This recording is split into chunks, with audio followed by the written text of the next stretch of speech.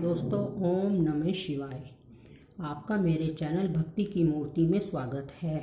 आज मैं महाकालेश्वर की कथा लेकर आई हूँ।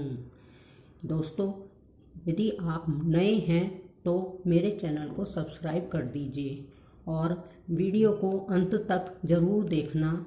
अच्छी लगे तो लाइक और शेयर अवश्य करना।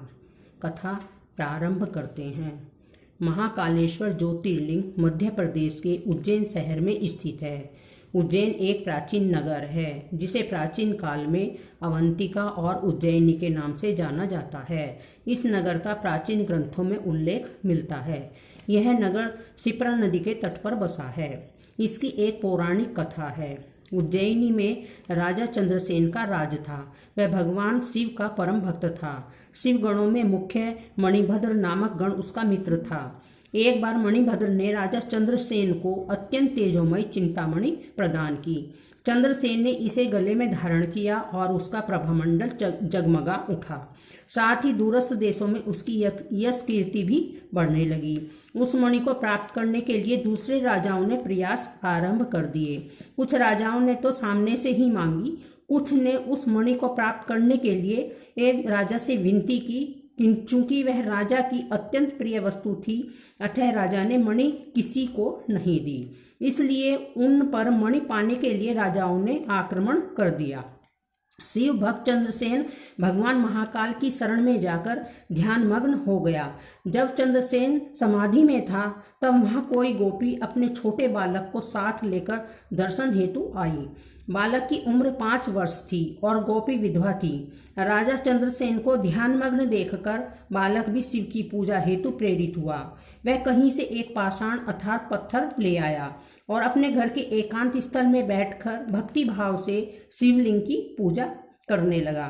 कुछ देर पश्चात उसकी माता ने भोजन के लिए उसे बुलाया, किंतु वह नहीं आया। दोबारा बुलाया, वह फिर भी नहीं आया। फिर उसकी माँ ने उसे स्वयं बुलाने आई तो उसने देखा बालक ध्यानमग्न बैठा है, उसकी आवाज सुन नहीं रहा है। तब उसकी क्रोध में उस बालक को पीटना शुरू कर दिया और समस्त पूजन सामग्री उठाकर फेंक दी। ध्यान मुक्त होकर बालक को चेतना आई तो उसे अपनी पूजा को नष्ट देखकर बहुत दुख हुआ। अचानक उसके व्यथा की गहराई से चमत्कार हुआ। भगवान शिव की कृपा से वहां एक सुंदर शिव मंदिर का निर्माण हो गया। मंदिर के मध्य में दिव्य शिवलिंग विराजमान था एवं बालक जिस प्रकार पूजा कर रहा था, पूजा का सामान वहां रखा मिला। उसकी माता की तंद्रा भंग हुई तो वह भी आश्चर्यचकित हो गई। राजा चंद्रसेन को जब शिवजी की अनन्य कृपा से इस घटना की जानकारी मिली तो वह भी उस शिव भक्त बालक से मिलने पहुंचा। अन्य राजा जो मणि हेतु युद्ध पर उतारू थे वे भी पहुंचे। सभी ने राजा चंद्रसेन से अपने अपराध की क्षमा मांगी और सब मिलकर भगवान महाकाल का पूजन अर्चना करने लगे। तभी वहां राम भक्त श्री हनुमान जी अवतरित हुए और उन्होंने गोपी के बालक को गोद में बैठाकर सभी राजाओं और उपस्थित जन समुदाय को संबोधित किया। शिव के अतिरिक्त प्राणियों की कोई गति नहीं है। इस गोप बालक ने अन्यंत्र शिव पूजा को मात्र देखकर ही बिना किसी मंत्र अथवा विधि विधान के शिव आराधना कर शिव तत्व सर्वविध मंगल को प्राप्त किया है। यह शिव का परम श्रेष्ठ भक्त समस्त गोप जनों की कीर्ति बढ़ाने वाला है। इस लोक में यह अखिल अनंत सुखों को प्राप्त करेगा। वह मरणोपरांत मोक्ष को प्राप्त होगा। इसी के वंश का 8वां पुरुष महायशस्वी नंद होगा, जिसके पुत्र के रूप में स्वयं नारायण कृष्ण नाम से प्रतिष्ठित होंगे। कहा जाता है कि भगवान महाकाल तब से ही उज्जैनी में स्वयं विराजमान हैं। हमारे प्राचीन ग्रंथों में महाकाल की असीम महिमा का वर्णन मिलता है। महाकाल साक्षात देवता माने गए हैं। दूसरी पौराणिक कथा इस प्रकार है। उज्जैन में भगवान शिव के कई भक्त थे। यहाँ पर एक ब्राह्मण परिवार रहता था। इस ब्राह्मण के 4 पुत्र थे। उज्जैन नगर में दूषण नाम के राक्षस ने आतंक मचा रखा था। लोग इस राक्षस से बहुत पीड़ित थे। यह राक्षस कोई धार्मिक कार्य नहीं होने देता था। इससे बचने के लिए ब्राह्मण ने भगवान शिव की पूजा आरंभ की। भगवान भोलेनाथ ब्राह्मण की तपस्या से बहुत प्रसन्न हुए। भगवान शिव धरती फाड़कर महाकाल के रूप में प्रकट हुए और दूषण नाम के राक्षस का वध करके संपूर्ण नगर की रक्षा की।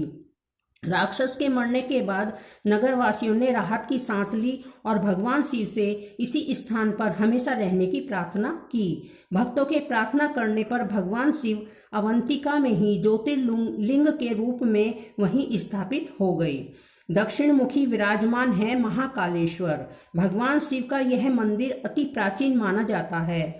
शिव पुराण में इस मंदिर की स्थापना द्वापर युग में हुई थी। यहाँ भगवान शिव महाकाल के रूप में दक्षिणामुखी होकर विराजमान हैं। मंदिर के शिखर के ठीक ऊपर से कर्क रेखा गुजरती है, इसलिए इसे पृथ्वी का नाभि स्थल कहा जाता है। यह पवित्र मंदिर 3 भागों में विभाजित है। मंदिर के ऊपर के हिस्से में नाग चंद्रेश्वर, नीचे ओमकारेश्वर और सबसे नीचे मुख्य ज्योतिर्लिंग के रूप में विराजमान है। यहाँ भगवान शिव के साथ गणेश, कार्तिकेय और माता पार्वती की मूर्तियां स्थापित हैं।